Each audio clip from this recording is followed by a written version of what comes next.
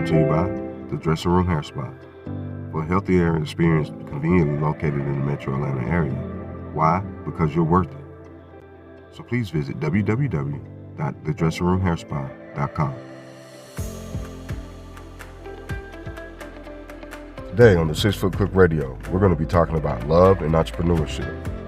Hopefully a helpful guide to those in the entrepreneurial journey, how to deal with their spouses and loved ones. What's up, everybody? It's your boy. We're in the building, the 6 Foot Cook here, and today I have the luxury, the pleasure of having none other than my beautiful wife, Miss Takita Morgan, with me today. Hello. And we're going to close this thing out on love and entrepreneurship. We've had some amazing couples thus far. If you've been keeping up, you've seen those guys, man, heard their stories, some great advice. And today, we're just going to share the OGs kind of out this thing. We're going to share, our ups, our downs, things we were able to do to overcome, things we were able to do, despite of, and just hopefully uplift some of you guys as entrepreneurs that though the road may be tough, though you may run into obstacles, you can overcome it and you can succeed. So, babe, the people know me. I'm Chef Chris, the 6 Foot Cook, as you all know. Let's tell the world about yourself a little bit. Okay, well, I am an entrepreneur myself. I'm actually a licensed master cosmetologist, and I have been it'll be 20 years this year. And I've actually been in the industry for the entire 20 years, and this is actually my dream career. This is what I wanted to do when I was a child, when I was asked what I wanted to do when I grew up. I wanted to be an entrepreneur, didn't even really know what that was, and I wanted to be a beauty entrepreneur. So for the entire 20 years, I've been in the industry, and I've been in all different places of the industry. I started off as a salon employee, and then I eventually went into entrepreneurship, which is where I am today. And the different roles that I travel to get there, I pretty much did it all from mobile styling to having a salon set up in my house to doing booth rental, all the different facets that I can do, and now today I am a salon suite owner and have been doing that for almost the past 6 years. Master stylist, that's what I'm talking about. You tell her, baby. You know what I'm saying? And she's also the 5 foot boss of the 6 Foot Cook. She tells me what to do and I get it done. It wasn't always that way. It hasn't been an easy road.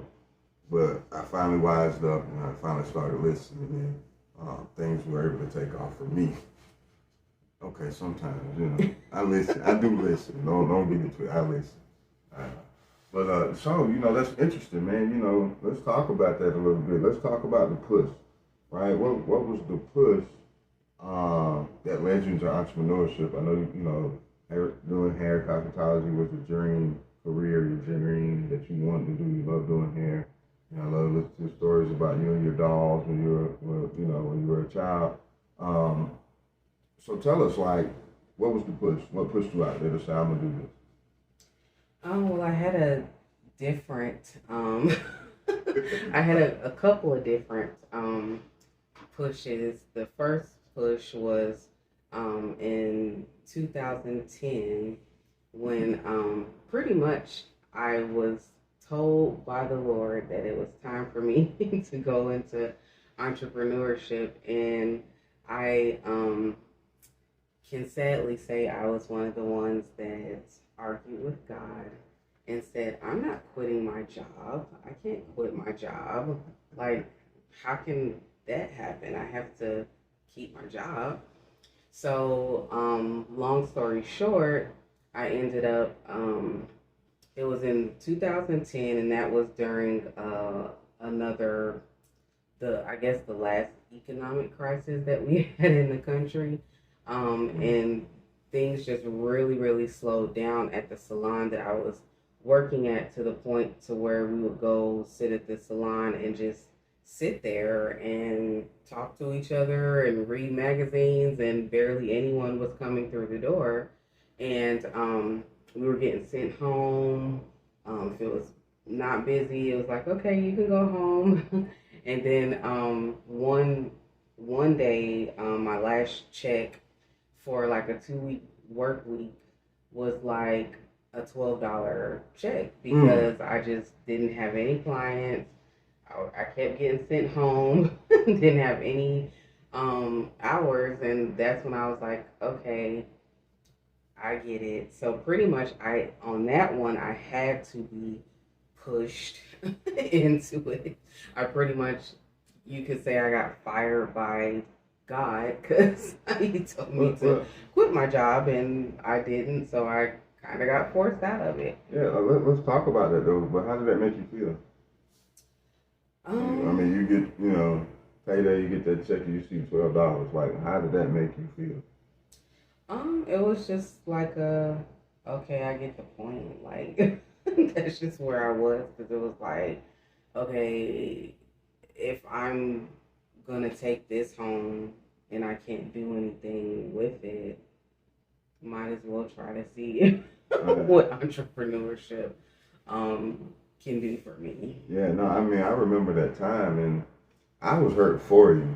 I was like, there's no way, you know what I mean? Like you said, it's a 2 week period, and we had been talking about it for a while, and I've been telling you, let's do it. I'll figure out what I need to, from setting up at home. Okay, we can do this. I'll set up a space for you, whatever I need to do. And just got there. Like, I was hurt. My feelings was hurt, and I'm like, you know what? This, it's time. And from that moment, you said it was time. And so I'm glad, you began the journey to step out there. I seen you put in the hustle. I seen you pass out the flyer. Seen you, inviting people and trying to get the word out.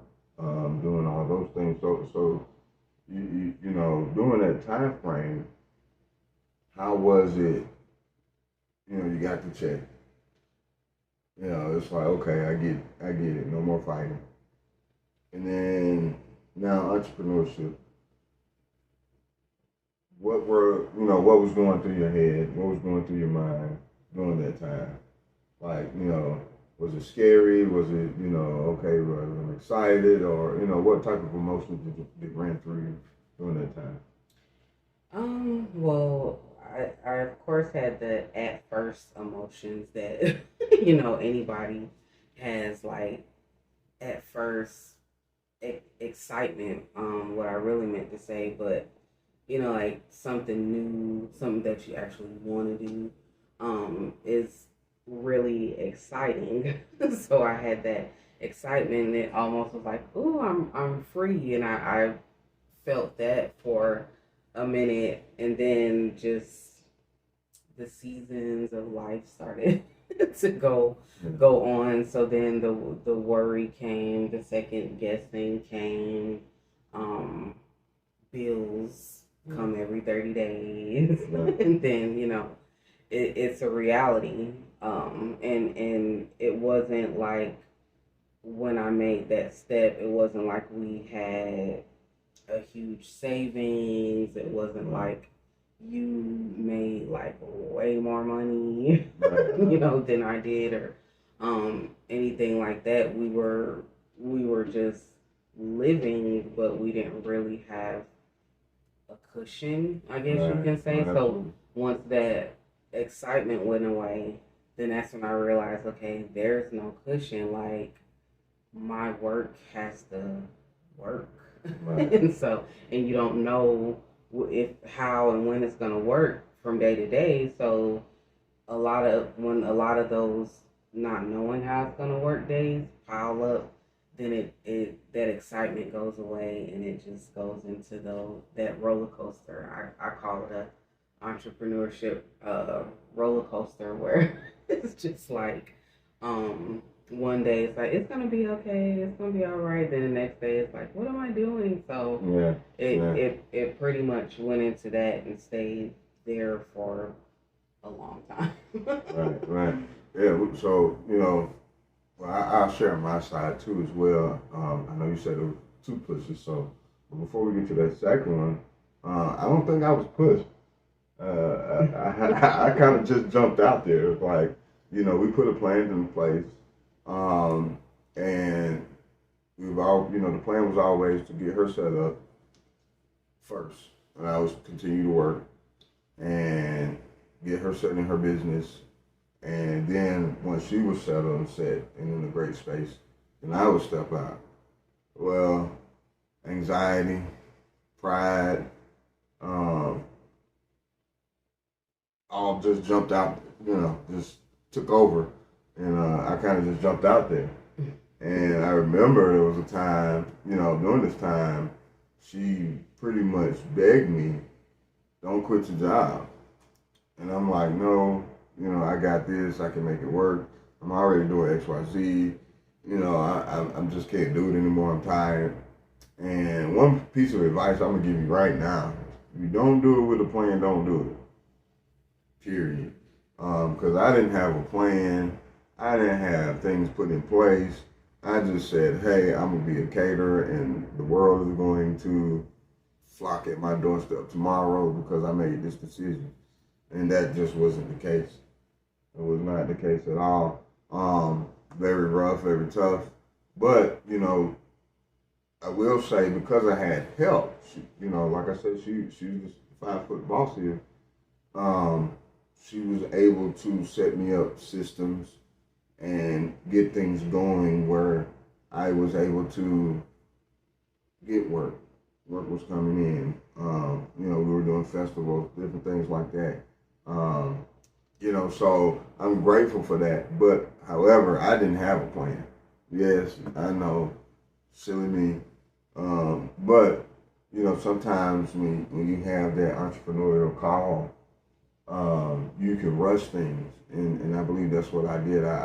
We both knew what we wanted to do, and I just got tired of working, and I stopped working the plan and tried to rush myself out there.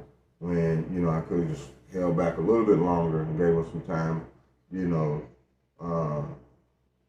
kind of help without some of those hardships. So some of those hardships she was talking about were self-inflicted because of my inability to be patient. And I have to admit that. So, sometimes, man, men especially, listen to your wives. She cares about not just, her well-being. She's caring about your well-being, but ultimately the family's well-being. Because we had kids. We were raising girls at the time, and, that was what was important. You had to provide for them. You got to keep a roof over their head, lights on, food on the table. And, taking the risk as we did, as I did, that really put a lot of things in jeopardy, and caused some unnecessary issues at times, versus had I been patient and waited it out, continued to plan to work it out.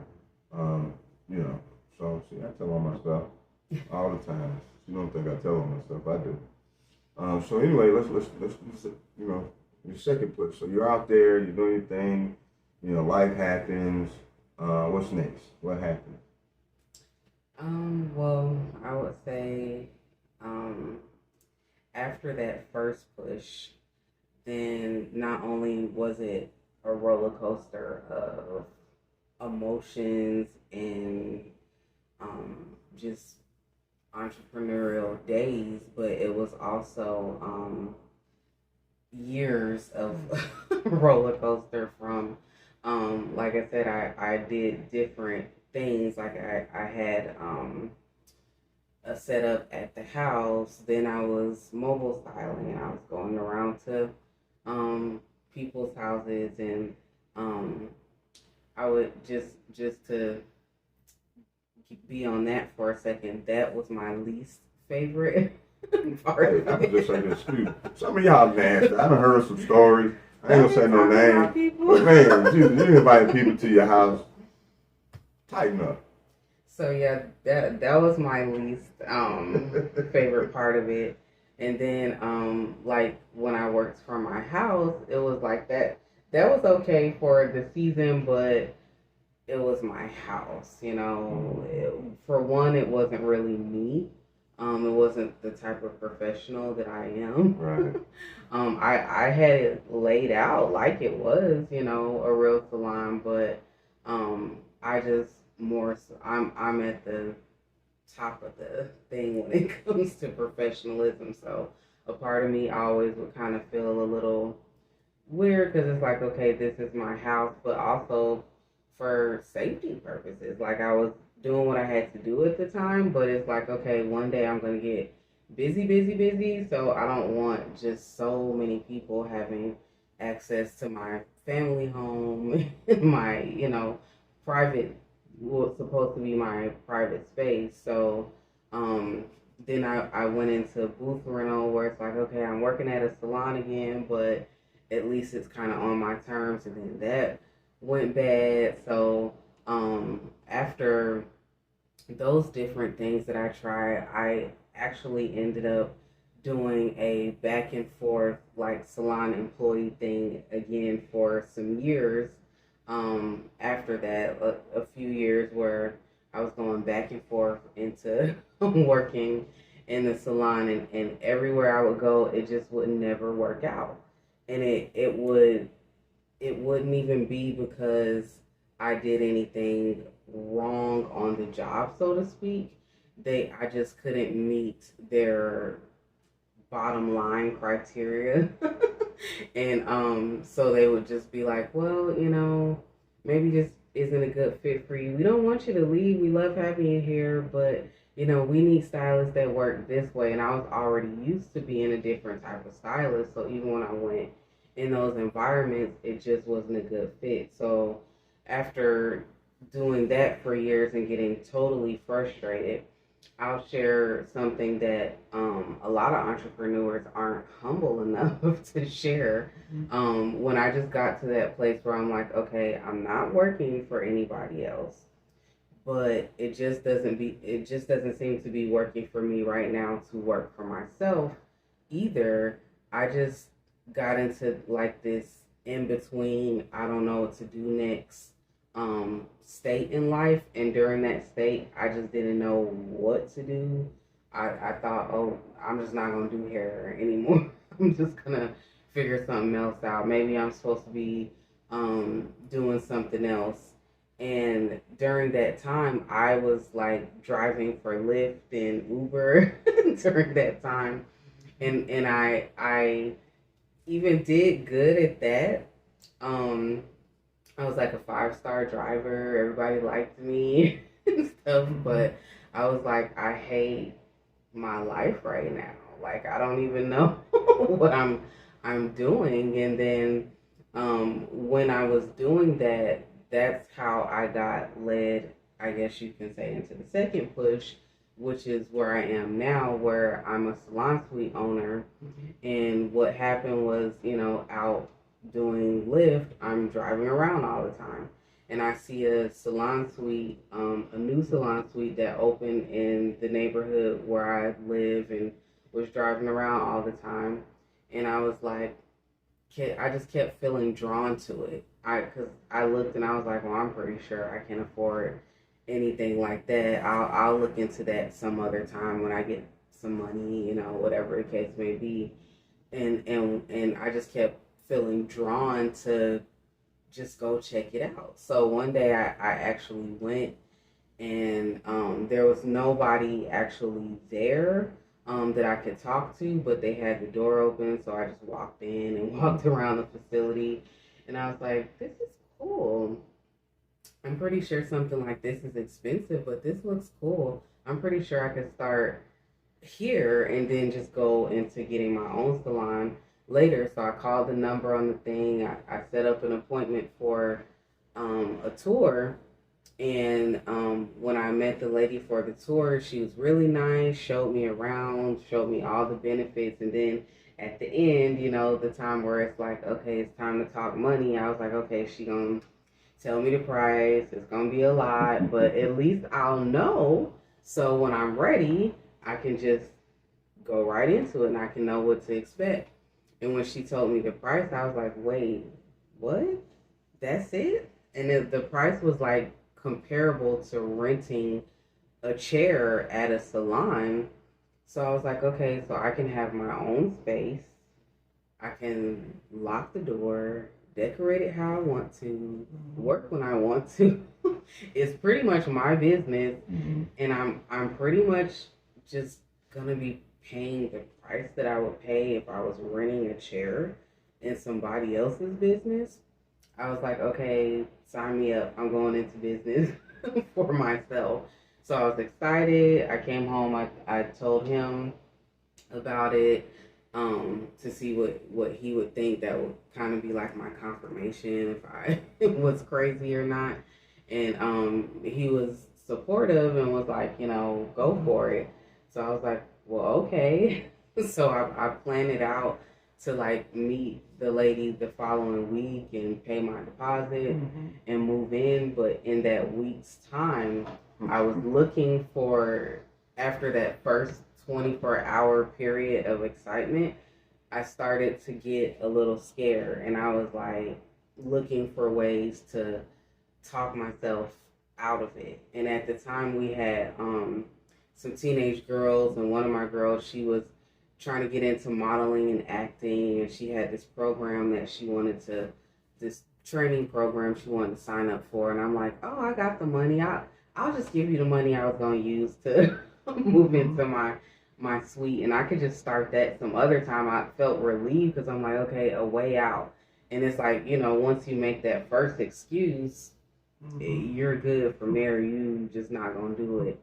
So he wouldn't let me. He was like, no, because I already know what you're trying to do. She'll be all right. You're gonna go meet the lady like you said you're gonna do, and sign up for your to get your business. And then how I ended up moving in there, I went and I met the lady. I paid the deposit, got my keys.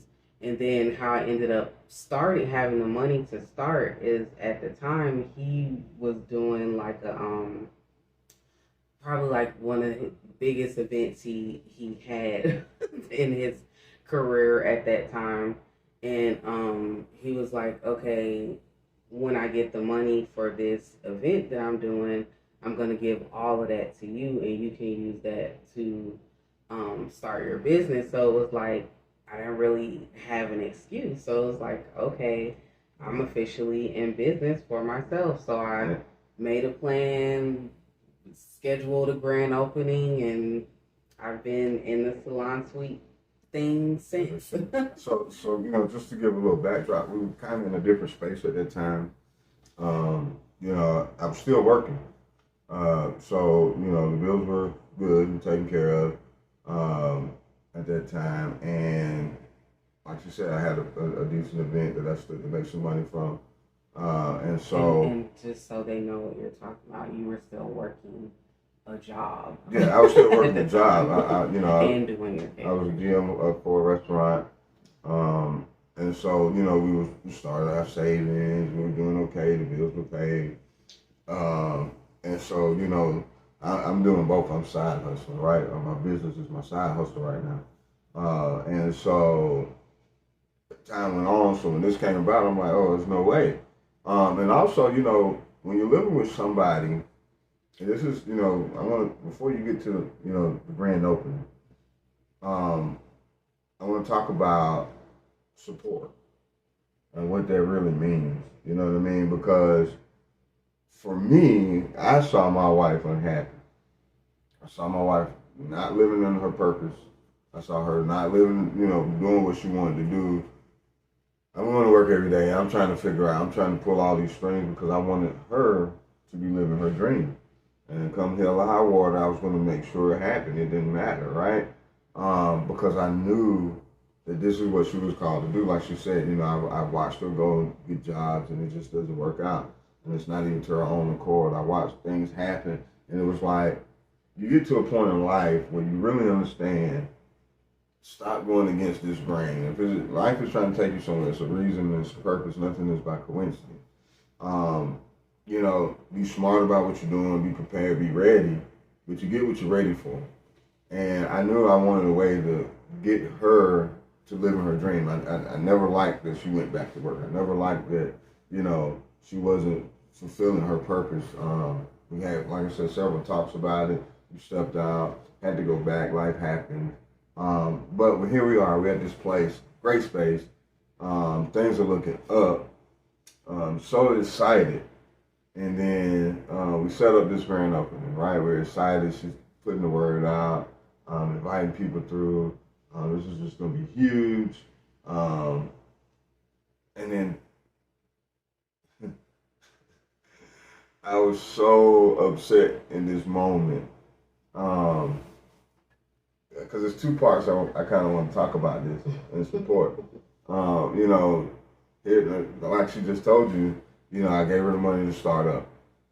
I didn't care. I took the money from, my profits, gave to her to start up. I mean, that was deposit, decor, all these things. I wanted her to have the best. Like, here you go. Get everything you need. The bills are taken care of. We're okay. Set up this nice grand opening. And two things happened at this grand opening. I'm going to talk about the day before, because that has to do with me. The day before her grand opening, she's out, she's shopping, she's getting her stuff, and I'm at work, and I got fired that morning. That particular day, we had a crazy morning. They let me get everything done and taken care of, and then they let me go. And here I am. I sat down for a little bit before I actually called her because I didn't know what to say or do. I'm trying to figure this out. We got this grand opening tomorrow for her business. I know she's going to think, which, not to my surprise, she's like, okay, I'll just tell them, cancel, I get my money back. I'm like, no, you're going to do it. I'll figure it out. But so then I called. Saying that nice. I didn't say it that nice. Yeah, she did. That was not a good conversation. But however, I'm gonna go right there, right now, and tear all that stuff off the wall, take all that stuff out of there, and we're not doing it. And she didn't say stuff. It was a pretty heated on the highway conversation. Yeah, but I had to, reel it back in and like, no, you're gonna do it. I'll be fine. Do what you need to do. Today is today. And that took a little bit of time before I actually worked again. Actually. And this was when I started deciding, like, I can't put my trust in a job. I really need to go ahead. And this is where I got anxious and just wanted to jump out full time. But then, we had the grand opening. And, people always say, look to your friends, look to your family to support. And people have a way of saying all the right things that are your friends. But when it comes time for action, they don't really pull through. Because I remember I was upset this time around. Because I was like, I can't believe they at least didn't show up just to, congratulate. It's not even about services. It's not about making money. It's like, man, this is her dream. This is my wife. This is her dream. So, anything happens that's, affecting her feelings or emotions or just general well-being, I'm through the roof about it. And so, I just couldn't believe the response that came from them. I remember, when that happened, we did all this stuff, food laid out to have this nice grand opening, and then, like, I think we only had because it was a family thing. It was me, him, our teenage girls at the time. We had put in all this work. We was getting up early in the morning, staying up late at night, and I remember that was my first grand opening. My only people that showed up was my mom. My mom came and she brought like a couple of her friends, and then one of my friends, longtime friends, came, and that was it. And we know a lot of people. Yeah, and I later, like a year later, I switched locations and had like another grand opening for my new location, and it was like the same thing. Like my mom came with a friend, and then another one of my longtime friends came, and that was like another thing. Buy all this stuff, show up at a certain time, making sure we get there, and then nobody shows up. Yeah, and I mean, like you can't get discouraged in that time. Like even though that may be discouraging, if you know for a fact that you're walking in your purpose, that you're walking in your calling, that you're doing your heart's desire, you cannot allow those things. I think those are the times that build, what they call the fortitude to move forward. Because it's nice, somebody grand open, 1,000,000 people show up. That's great. But what you're going to do after, either or, is what really matters. And it just built some character in us that we were going to need for the road ahead. And, I'm grateful for it today because, even for her, we learned and it helped us begin to market outside of our immediate circle, our immediate parents and family. We knew that was part of the business, which was great, fine, but we knew that taught us to do it on a larger scale. And I mean, till this day, actually, I get calls. I put out things. I get calls from people. They find me on Google. They saw an ad I did, or whatever the case may be, and I know none of them. And I show up to friends' events, and friends getting, have caterers and things like that, outside, and it's like it's cool, it's okay, But what I will tell you is, and for me today, the goal is to tell you the ugly side of things, because everybody can tell you all the good stuff, and that's fine and dandy. But I'm gonna tell you the ugly side of things because in those moments, they define you in a whole nother level. In those moments, that'll tell you if you really want to do this or not. And so when you don't get that type of support, and you get all the questions, how's your little business? Hey, you still catering? Hey, you still doing this? You still, and it's like, well, if you did business with me, you'll find out. How about that? Don't ask me about it if you're not a supporter, right? Because obviously you're not that invested in what I'm doing as a friend. And so, I say all that to say you can't be discouraged when the people that you think are closest to you don't rally around you. If you have a plan, you have a vision, go for it, man. The support you need is going to come through. Because that's where a lot of people stop. They stop at, oh, well, nobody showed up for me. Nobody bought anything for me. Mm-hmm. And they just say, oh, I'm not supposed to do this business because my friends and family didn't do it. And that's really just the launching place for like it. They're a small part of the big picture if it's really, what they want to do, what they're called to do. Mm-hmm. Friends and family are a small part of it. They are special. If you have supporters, thank them. Yeah. Really be grateful for them because it's priceless. But they're really a small part of the big picture. They're not the picture, and a lot of people quit there because they think, oh, nobody wants to do business with me. Right. And that's pretty much, what I kind of really wanted to touch on there. And that's part of the journey, right? The journey can lead you anywhere. We all make business plans. They don't always go perfect. Sometimes we don't even make plans if we just keep it honest. And we just have ideas and, well wishes and pipe dreams and just think, because that's what I did. I kind of had a business plan, but when I just stepped out there, I didn't follow anything. I'm going to make this happen. And, that's when, I lost my job. She started her business and I'm like, you know what, screw this. I work for these multi-million-dollar corporations. I've done this, that, and the third. I can do this for myself. I'm going to figure it out. And instead of continuing to work the plan, go hustle and find another job, I'm trying to figure out ways to just expand and grow my business, in a 30-day fashion when that just wasn't the case for us at the moment. It was a lot of learning still had to be done, I believe, and a lot of things that I'm grateful for today that just took me to different levels.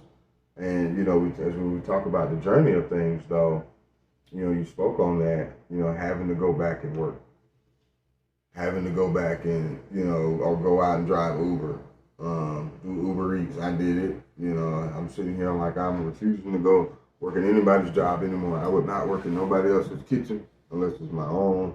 I'm gonna do this. Now I'm slaving for Uber Eats. Tearing up my car. Just the pride of it, right? Or I've worked jobs that have nothing to do with the culinary industry just because I'm like, you know what, I need a break. I need to figure it out. I still do my stuff here on the side, still pushing my business, but I would work a 9 to 5. So that way I still could get my weekends and just build my business on the weekends. But I needed to do what I needed to do to provide for the household. And also, be a supportive factor for her because even my failures in my business, I didn't want her to have to experience. So I would carry her weight sometimes.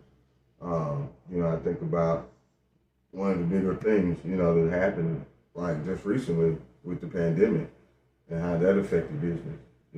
How things really went crazy for a while, especially during the shutdown. You couldn't have people in. Yeah, well, that once the shutdown was over, that I feel like I was the one that really like